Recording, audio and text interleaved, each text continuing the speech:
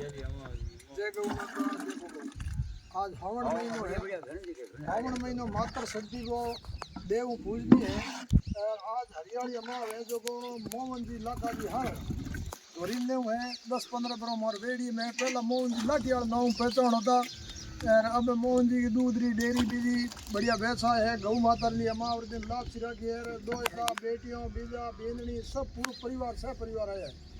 तो मोहन जी ने हरी जी ढाका साहब, हमारे अशोक जी करवादरा, सुखराम जी कुमार साहब, गंगाराम जी साकड़, भूजी थोरी और हेठ अशोक जी पुंगलिया साहब, मगाराम जी कड़वादरा, सब पुंगलिया साहब, दलीप जी सब जना मिलन गौ माता लिया लाभ श्री व्यवस्था करी है। तो मोहन जी ने बहुत बहुत धन्यवाद है, बहुत बहुत धन्यवाद है। गौ माता हर महीने है भगवान काल राजी है। बरसात हुई है, बरसात हुई है तो हैंगो खुशहाल है।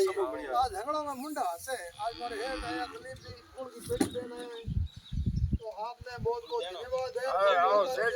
व्यवस्था करी है बहुत बहुत धन्यवाद। जय गौ माता जय गौ। जय बोलो गो माता की जय हो। जय बोलो महाराज की जय हो। जय बोलो जम्बेश्वर भगवान